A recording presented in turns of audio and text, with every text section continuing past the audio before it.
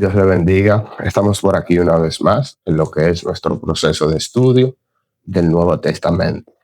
Estamos llevando esta sección de lo que tiene que ver con el canon bíblico. Hoy terminamos. Hoy es el último capítulo del proceso de canonización. Que dicho sea de paso, la clase o el video pasado está titulado Proceso de Canonización. Allí pudimos ver y notar todo lo que se llevó a cabo para el proceso de canonización, de la elección de los libros, los diferentes concilios que se llevaron a cabo, con los diferentes encuentros que tuvieron los padres de la iglesia cristiana para organizar lo que hoy tenemos como Biblia de 66 libros, que sí es escritura, que no es escritura. Hoy, para culminar con el canon bíblico, hoy vamos a tener el tema del contenido del canon del Nuevo Testamento, pero va a ser una introducción, es algo breve de cada libro, el contenido, su estructura, breve, porque luego de esto, en el próximo capítulo, vamos a entrar en lo que es Mateo. Vamos a ver los diferentes libros, su contexto político, geográfico, el lenguaje del tiempo, del momento, todo lo que tiene que ver con el libro, la fecha, quién lo escribió, quién se cree que se escribió, y todas estas cosas o todos estos contenidos que debemos de tener a mano para tener un buen estudio de la palabra del Señor. Entonces, el tema que tenemos hoy es el contenido del canon del Nuevo Testamento para cerrar con el canon. Creo y estoy seguro de parte de Dios que si usted lleva este estudio de manera sistemática, usted está enteramente preparado para entender y saber el proceso de canonización por completo. La estructura de cómo tenemos la escritura a mano, de cómo se formuló, de cómo se organizó para tener lo que es la Biblia que tenemos a mano. Miren, el propósito del capítulo de hoy es un capítulo final sobre el canon que representa una visión global de los 27 libros. No vamos a profundizar de cada uno de ellos, sino que vamos a ver un tópico breve de su mapa, un bosquejo de cómo estudiarlo y así sucesivamente. Esto está subdividido, hay una subdivisión en este material. El canon bíblico del Nuevo Testamento se divide en unas 4 partes principales. Los 4 evangelios, Hechos de los Apóstoles, la carta paulina y las cartas generales. Prácticamente está dividido así el canon del Nuevo Testamento. Los evangelios son una biografía completa de Jesús, su obra aquí en la tierra, pero ellos no lo ven simplemente de una forma de historiográfica, una biografía, no, sino también que tiene lo que tiene que ver con lo teológico, lo literario, y siempre es con un propósito espiritual. No es simplemente una escritura de historia, sino que está enfocado en lo espiritual porque es palabra de Dios. Esto presenta viñetas, episodios que revelan la vida y enseñanza de Jesús. Ofrecen lo que es un panorama teológico de la persona y el pensamiento de Jesús. Gloria a Dios. Hechos de los Apóstoles. Hechos es la primera historia de la iglesia primitiva que narra la expansión del evangelio, todo lo que tiene que ver con los apóstoles, la expansión del evangelio en Roma, en Jerusalén, y muestra la acción del Espíritu Santo. Presenta mucho. Es como quien dice, este libro como quien dice es el libro del Espíritu Santo, de su llegada, su expansión, su manifestación y todas estas cosas a través de la iglesia. Las cartas o las epístolas paulinas son 13 escritos atribuidos a Pablo, dirigidos a las iglesias y a diferentes colaboradores. En específico, enseñan sobre la doctrina y la ética cristiana práctica. Epístolas generales generales y Apocalipsis. Incluye las cartas escritas por otros apóstoles como Pedro, Juan, Santiago, Judas, y termina con el libro de Apocalipsis, que revela la victoria final de Jesús y la esperanza del creyente de que Él volverá. Vamos a iniciar. Recuerde que esto es un panorama breve, general. Luego vamos a profundizar libro por libro. Y en esta ocasión vamos a hablar acerca de los evangelios del Nuevo Testamento. Gloria a Dios. Los 4 testimonios sobre la vida y ministerio de Jesús. Esta gente se están enfocada en el ministerio y la vida de Jesús. Los evangelios están divididos en 2 categorías. Estas dos categorías tienen que ver con Mateo, Marcos y Lucas. Y la segunda categoría es la de Juan. Mateo, Marcos y Lucas son los sinópticos, los evangelios sinópticos, y Juan el no sinóptico. Pero ¿qué significa la palabra sinóptico? La palabra sinóptico es griega y significa ver juntos. O sea que Mateo, Marcos y Lucas debemos de verlos juntos, porque estos 3 libros en específico tienen una perspectiva similar y un enfoque y un énfasis similar en cuanto a las historias, en cuanto a la vida de Jesús, en cuanto a lo que tuvo que ver con todo lo que Jesús hizo en esta tierra. Ellos tienen escritos y son similares. Ahora, en particular, está Juan, que es no sinóptico. Gloria a Dios, estamos por aquí. El no sinóptico. Juan tiene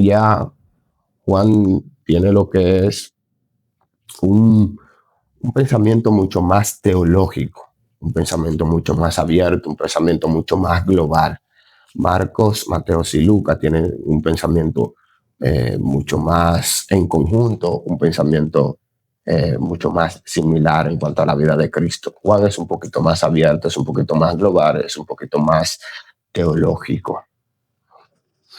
Evangelio de Mateo, escrito principalmente para los judíos, presenta a Jesús como el Mesías y rey legítimo, heredero del trono de David. Por eso Mateo vemos que empieza con una genealogía para conectar de que Jesús viene del linaje de David, que pertenece a lo que es el linaje de David para el recibimiento del reinado.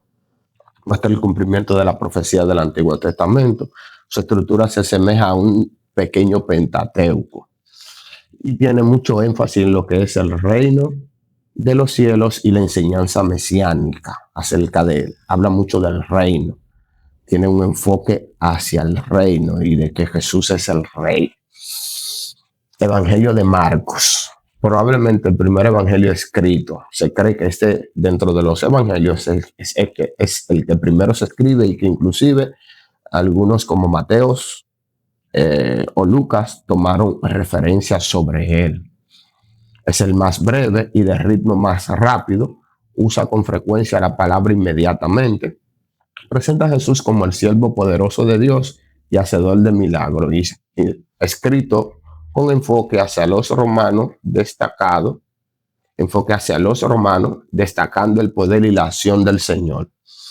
Escrito hacia los romanos, recuerden que Roma es un poder, entonces este libro hace un enfoque al poder de Jesús. Gloria a Dios. El Evangelio de Lucas, dirigido a un público gentil.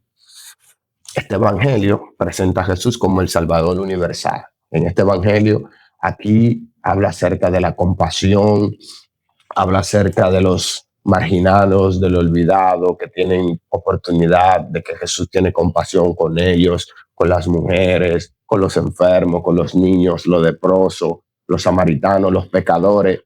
Este tiene un enfoque hacia los gentiles, hace un enfoque a que el evangelio es global y es para todo el mundo, es para todos los marginados. Lucas muestra el lado humano y misericordioso de Cristo. Es el evangelio de la gracia y la inclusión, donde Jesús incluye a todos. No hay diferencia, no hay acepción de personas, nadie se queda fuera. Aquí este evangelio presenta a Jesús como el Salvador del mundo, como el compasivo, el que incluye a todos. El Evangelio de Juan, no sinóptico, como ya le dije, diferente en estilo y enfoque. 2/3 del Evangelio tratan sobre los últimos 8 días de la vida de Jesús. No contiene parábolas ni genealogía, presenta discursos teológicos profundos y milagros como señales. Muestra a Jesús como el verbo eterno hecho carne. Miren, el libro de Juan tiene un poco diferente. Recuerden que en el video pasado estuvimos hablando de que Juan y Pablo escribieron mucho e hicieron contra lo que es los gnósticos. Y por eso es que usted va a encontrar en el libro de Juan que presenta a Jesús como el lobo. Que vamos a leer eso ahora y lo vamos a ver como el lobo. Para los griegos el lobo tenía un significado bien profundo, y ese significado bien profundo Juan lo toma y le presenta a los gnósticos a Jesús, que es el lobo, no como ellos lo creen, sino por encima de todo, que lo vamos a ver ahora. Característica del Evangelio de Juan: introduce la doctrina del logos, la palabra. Presenta a Jesús como el yo soy en 8 declaraciones. Yo soy el pan de vida, yo soy la puerta, yo soy el buen pastor, yo soy el camino, yo soy la verdad y la vida. Estas expresiones revelan su identidad divina y su unidad con el Padre. Juan afirma: Jesús es Dios encarnado, la palabra eterna que se hizo hombre. Recuerden que este era el dilema con los gnósticos, que no creían que Jesús era 100% Dios, 100% hombre, que un Dios no podía encarnar en materia, pues la materia para los gnósticos no sirve. Entonces Jesús no podría ser Dios, pero a la misma vez haber encarnado en un cuerpo. Miren, lo que le decía sobre el logo, el significado. La palabra logos en griego significa literalmente palabra, razón, mensaje o principio. Pero en el contexto del Evangelio de Juan tiene un sentido teológico y filosófico muy profundo. Juan le da otro sentido haciéndole contra a estas personas. En la filosofía griega, logos era la razón divina que mantenía el universo en orden. Era el principio racional que daba sentido a todo. La palabra logo era el principio racional que le daba sentido a todo. Ese era el pensamiento de los griegos. En la tradición hebrea, la palabra de Dios, Dabar Yahvé, era el poder activo de Dios por medio del cual Él crea, revela y actúa, como en Génesis 1. Juan toma esa idea y la lleva más allá. La idea del hebreo, él la toma y la lleva mucho más allá, diciendo que el logo no es solo una fuerza o una idea, sino una persona real, y es Jesucristo. Lo que ellos entienden como que es la razón, como que es el mensaje o el principio, la palabra, lo que ellos entienden por logo, que es esto, Juan lo toma y le dice: miren, más allá de lo que ustedes creen que es el logo, el mensaje o el principio, Cristo es el mensaje, Cristo es la palabra, Cristo es el principio, el verdadero logo es Cristo. Ustedes tienen un concepto del logo, se lo entiendo, lo creo, pero lo creo en Cristo, porque Cristo sí es el principio, Cristo sí es la razón, Cristo sí lo es todo. Y por eso es que Pablo teológicamente introduce esto, porque está teniendo un enfrentamiento directo con los gnósticos. Gloria a Dios. Y por eso sus escritos son mucho más teológicos y presenta a Jesús por encima de todo, el gran yo soy el pan de vida, yo soy, porque ellos entendían, los gnósticos entendían de que Jesús no podría ser Dios. Mas Pablo teológicamente hace un contraataque teológico, valga la redundancia de la palabra, para contrarrestar este pensamiento gnóstico. El libro de Hechos. El libro de los Hechos de los Apóstoles, el autor es Lucas. Lucas escribió estos 2 libros. Propósito: narrar los comienzos de la iglesia y la obra del Espíritu Santo. Con Lucas hay que tener, con Hechos hay que tener un poco de cuidado, porque Hechos narra historia, pero a la vez es teológico. Entonces, a la hora de nosotros estudiarlo, debemos de buscar ciertas referencias y tener mucho cuidado, porque es una historia, pero con teología. Contexto general, contenido y propósito, escrito por Lucas, el mismo autor del Evangelio, cubre aproximadamente 30 años. Actúa como puente entre los evangelios y las epístolas, enfocado en hechos teológicos, no solo históricos. Lo que le decía, es una combinación. El enfoque teológico, la teología lucana, Lucas selecciona hechos con valor espiritual y doctrinal. Destaca la obra del Espíritu Santo, muestra la expansión del Evangelio hasta los últimos de la tierra, Hechos 1:8.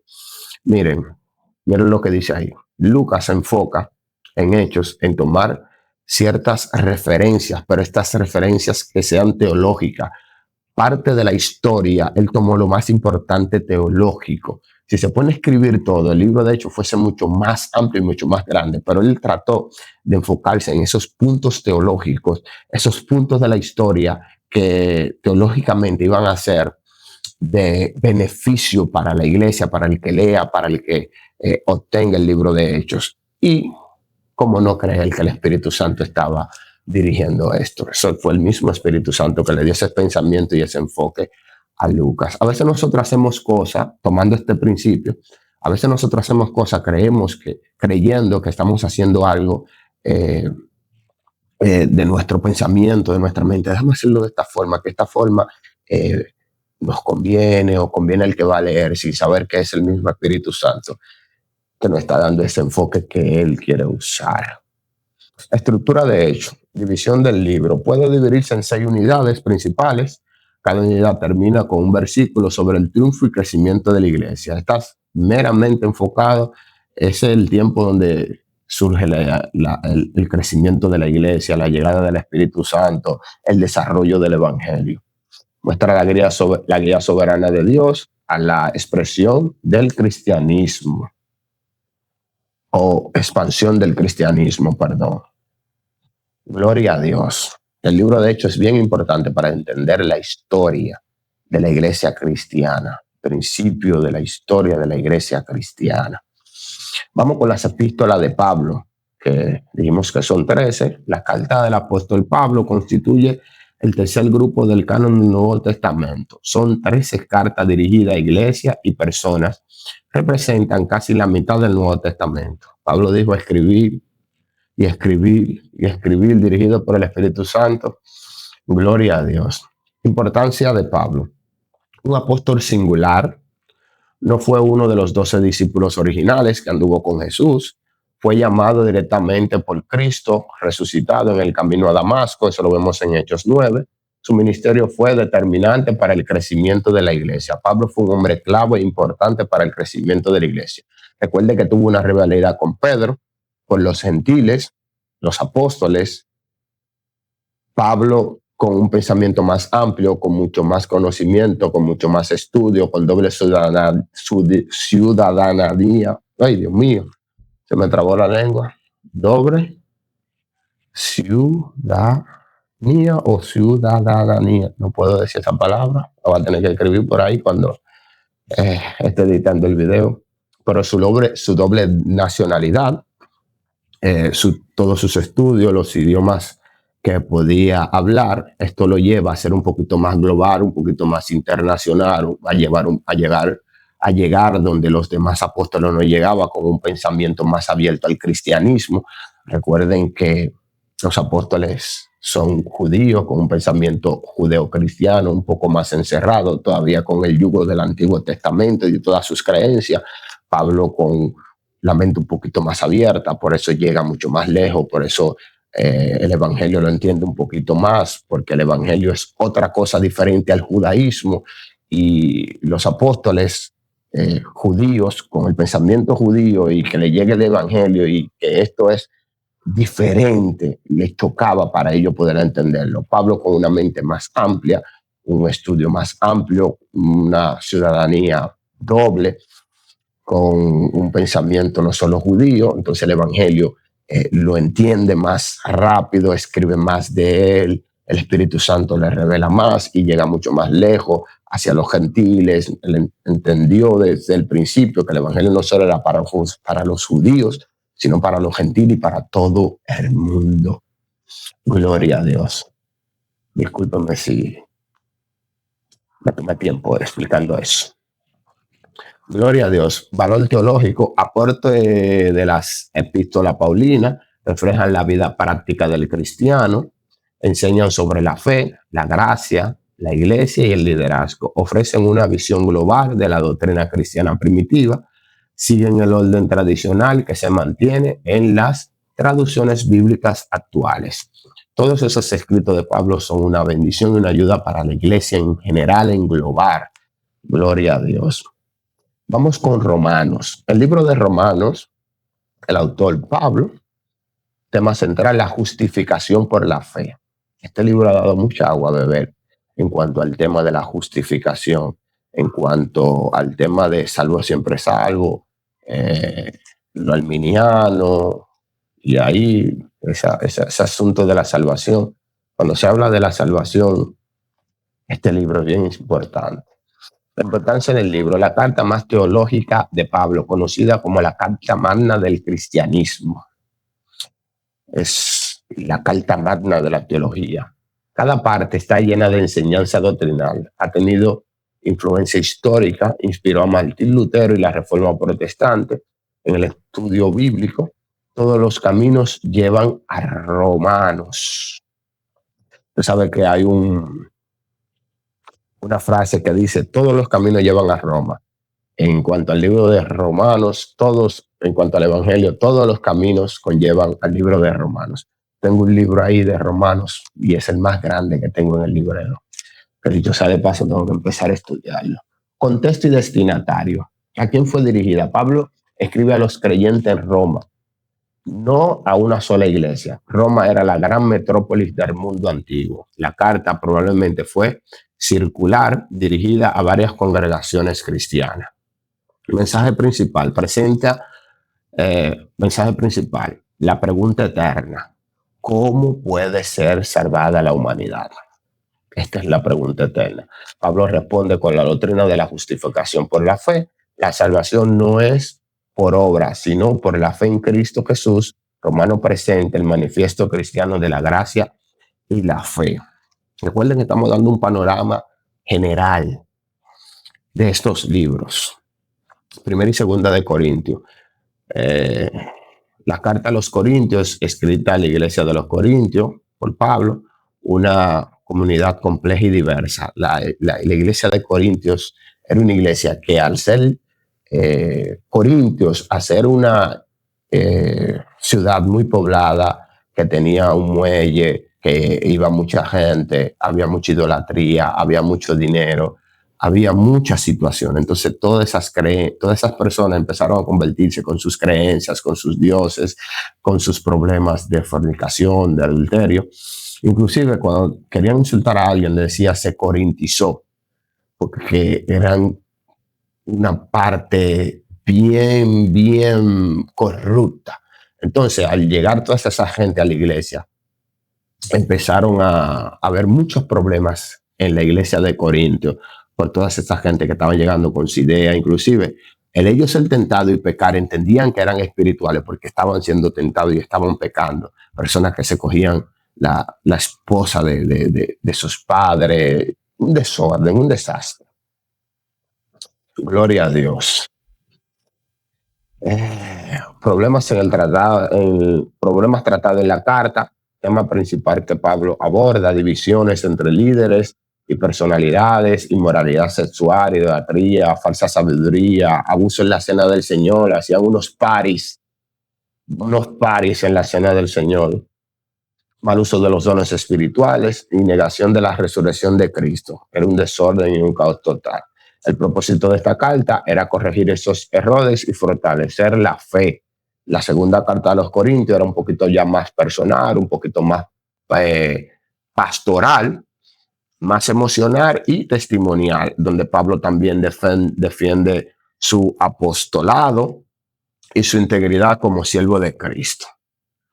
Bendito sea el nombre de Jesús. Gálatas. Gálatas, ahora vamos con Gálatas, título y contexto. La carta magna de la libertad cristiana, escrita por Pablo también a los creyentes de Galacia. Su tema principal, la salvación es por gracia, no por obra. Los cristianos judaizantes mezclaban la fe con la práctica legal. De nuevo, problema con los judaizantes.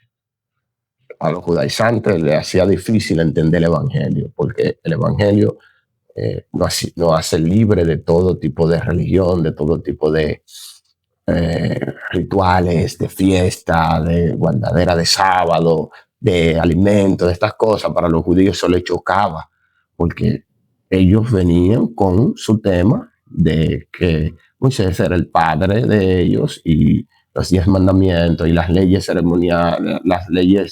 ceremoniales de Moisés, todas esas cosas, pero el evangelio viene y de esta libertad, entonces ellos tenían problemas. Su enseñanza clave, no hay otro evangelio. Pablo defiende la gracia de Dios como único medio de salvación.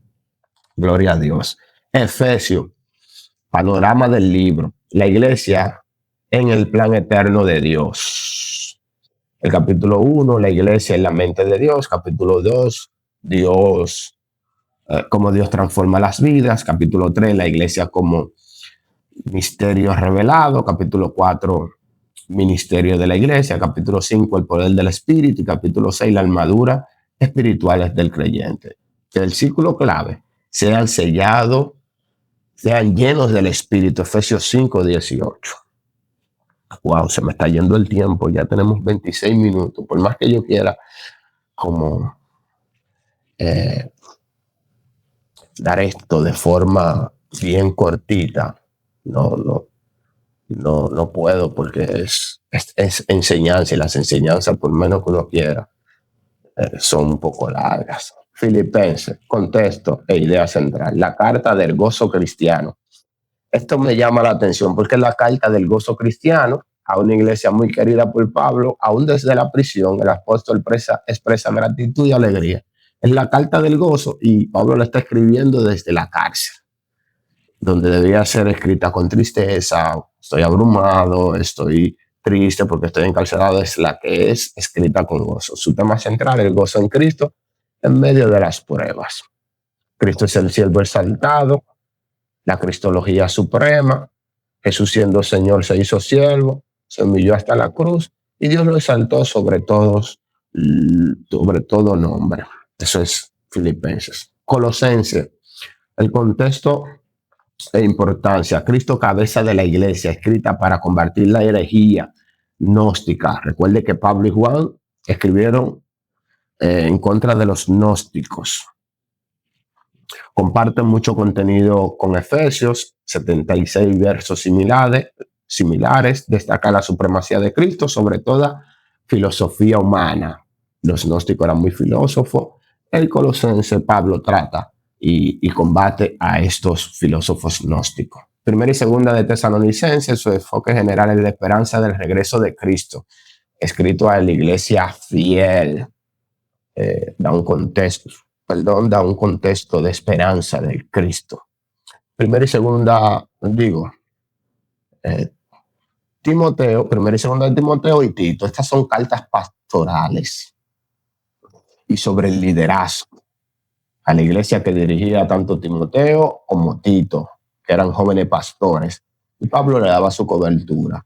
Le habla acerca del liderazgo, de cómo debe de ser un líder, y le da un consejo bien importante a estos pastores jóvenes. Filemón, que hablamos en el capítulo pasado, su tema central es el perdón y la restauración cristiana. Ilustra el corazón del evangelio. Cristo nos reconcilió con Dios. Las epístolas generales, ahí está Hebreos, su tema central es Cristo es superior a todo. A mí me encanta Hebreo, porque Hebreo pone a Cristo como superior en todo, por encima de todo, superior a los ángeles, superior al sacerdote, superior a todo, el Rey Supremo, la sustancia de Dios. El libro de Hebreo es una joya, superior a todo. Muestra a Jesús como el cumplimiento perfecto del Antiguo Testamento. Su tema general es Cristo es mejor, o sea, Cristo está mejor, Cristo es mejor que los ángeles, por encima de Moisés, por encima de todo, es mejor que todo esto. Todo esto simplemente era una sombra de lo que había de venir, que era Cristo. Santiago habla sobre la vida práctica del creyente, la fe que obra vida práctica del creyente, la fe que obra, considerada la primera epístola del Nuevo Testamento, enseña la ética cristiana, vivir lo que se cree, conocido como los proverbios del Nuevo Testamento. Primera y segunda de Pedro da esperanza y advertencia. Primera de Pedro enfoca la fe preciosa en medio del sufrimiento. Segunda de Pedro advierte sobre los falsos maestros y afirma la promesa del regreso de Cristo. Primera, segunda y tercera de Juan, fe verdadera y amor genuino. Estos libros hablan mucho de amor, mucho de amor. Combatiendo el error y afirmando la verdad. Primera de Juan defiende la encarnación y la divinidad de Cristo. Recuerde que Juan fue otro que discutió y escribió en contra de los gnósticos, por eso presenta la encarnación y la divinidad de Cristo, hace énfasis en esto, porque está haciendo una contraparte al gnosticismo. Judas, el libro de Judas, una breve pero muy fuerte advertencia contra los falsos maestros. Solo 25 versículos, escrita a creyentes judíos, muestra que las profecías de Pedro sobre falsos maestros ya se estaban cumpliendo. Si desde aquel entonces ya se estaba cumpliendo sobre los falsos maestros, imagínense lo que estamos viviendo aquí. Mucho cuidadito con esto. Y por último, Apocalipsis. Presenta el señorío de Cristo, el cierre glorioso del canon, el libro de Apocalipsis es un libro lleno de símbolos y visiones proféticas. No es un mapa del futuro, sino una revelación del dominio de Cristo.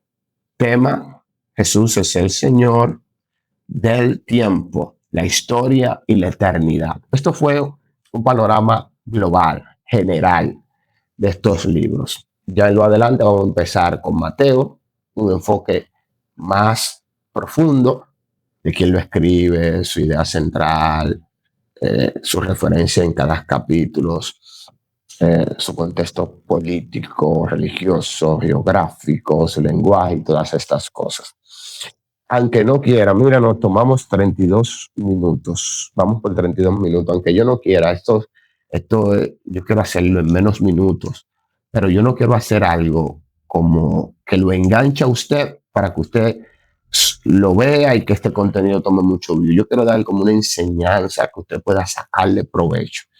Que si usted un día quiere o necesita aprender sobre el Nuevo Testamento, usted pueda ver este video y que sea algo completo, que usted le saque provecho, no solo para engancharlo y que usted me dé un view o un like, no. El propósito de esto es un estudio, que en mis inicios del Evangelio no lo tuve a profundidad. Ahora, luego de que tengo varios años en la iglesia, es que el Espíritu Santo me ha movido a estudiar, no solamente estudiar desde la iglesia, sino apuntarme en cursos, apuntarme en institutos, pero no tuve esa enseñanza desde el inicio del Evangelio. También las eras son distintas. Yo tengo unos 10 años en la iglesia. 10 años atrás no estaba este enfoque al estudio tan amplio como ahora. Ahora hay una ventaja de que se ha abierto la iglesia a estudiar, diferente a tiempos anteriores. Así que el propósito es que usted le saque provecho a esto. No es hacer algo breve, rápido, sencillo, sino un estudio completo y formar. Gloria a Dios. Dios le bendiga a todos aquellos que me están dando apoyo, a todos aquellos que están dando like, a todos aquellos que están compartiendo. Estoy agradecido de Dios por las personas que me están escribiendo, que me están dando seguimiento, que están viendo el contenido y que están sacándole provecho a esto. Así que Dios le bendiga, Dios le guarde y nos vemos en el próximo video y en una próxima entrega. Bendiciones y hasta la próxima.